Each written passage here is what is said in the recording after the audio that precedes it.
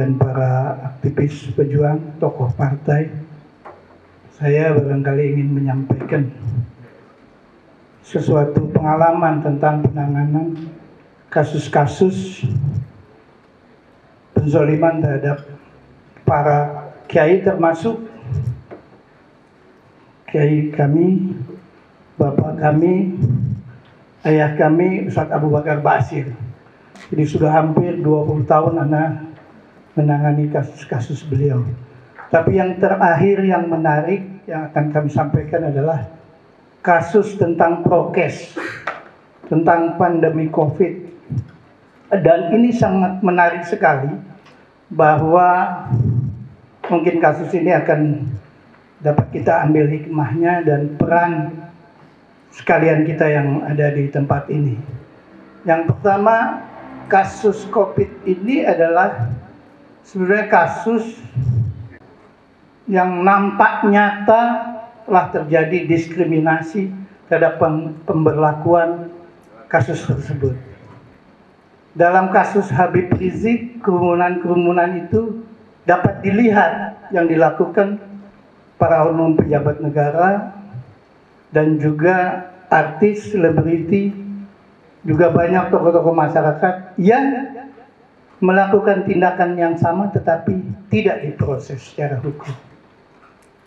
Itu kasus yang dialami Habib Rizik ada 3 kasus. Pertama kasus Petamburan, yang kedua kasus di Megamendung, dan yang ketiga yang amat menarik adalah kasus Rumah Sakit Umi.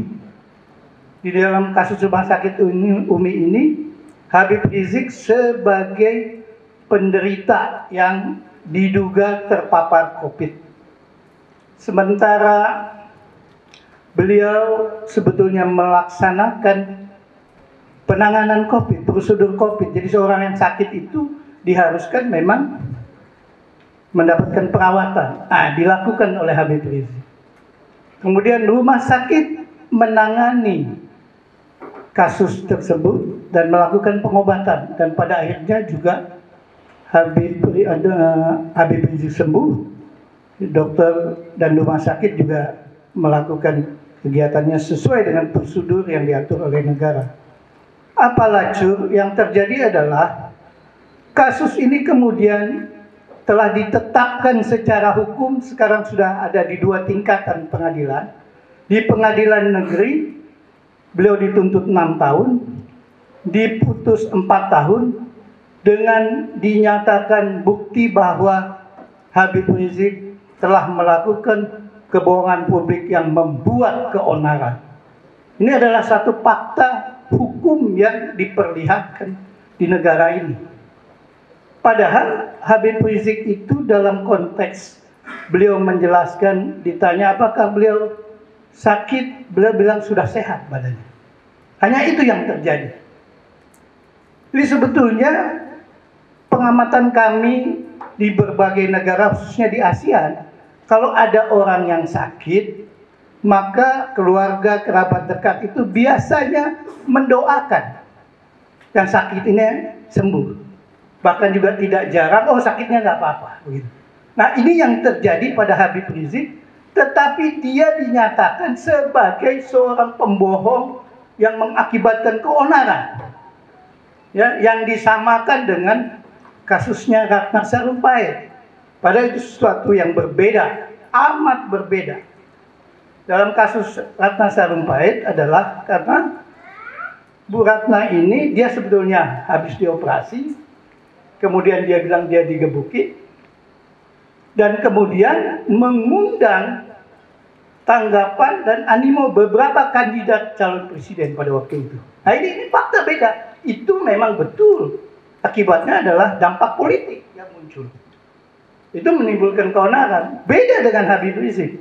Beliau adalah sebagai pesakitan yang kemudian berobat, diatur oleh undang-undang prokes. Kemudian beliau menyatakan agak sembuh, tetapi beliau dinyatakan melakukan kebohongan publik. Nah, menurut hemat kami ini adalah banyak kalangan ahli yang meminta komentar dari kami, dan kami sudah nyatakan memang ada satu keanehan. di dalam penilaian. Dan ini bahayanya ditetapkan oleh lembaga pengadilan. Betapa keadilan sedemikian rupa telah rusak. Oleh karena itu, kami menghimbau dalam kesempatan ini, Bapak-bapak sekalian, para ustadz, para kiai, para masyayikh yang mempunyai pengikut, dapat melakukan tindakan-tindakan yang dibenarkan di dalam hukum, dan ini dilakukan di luar negeri, ya. Karena kalau kita lihat juga kasus COVID ini, justru yang lebih aneh di Indonesia, di Jakarta ini dibandingkan di luar negeri, nggak ada orang penderita COVID kemudian negaranya membawa rakyatnya ke pengadilan. Dan di sini terjadi, dan negara ini negara hukum. Nah, inilah bagian dari yang kita lihat, adanya ketidakadilan yang nyata.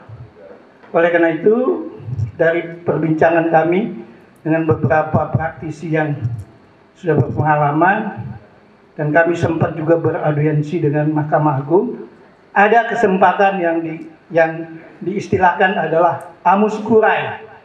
Jadi pendapat pihak LSM atau lembaga-lembaga bahwa ada ketidakadilan yang harus disampaikan kepada lembaga penegakan hukum. Lembaga penegakan hukum terakhir kita adalah di Mahkamah Agung. Oleh karena belum diputus pada tingkat Mahkamah Agung, maka ini adalah kesempatan bagi semua kita yang cinta terhadap keadilan, yang merasa bahwa Habib Rizik telah dizolimi, kita dapat berbuat untuk meminta pendapat yang berkaitan dengan amus kurai. Barangkali itu yang bisa saya sampaikan secara singkat. Demikian, kurang lebihnya mohon maaf. Wabillahi taufiq wal hidayah. Wassalamualaikum warahmatullahi wabarakatuh.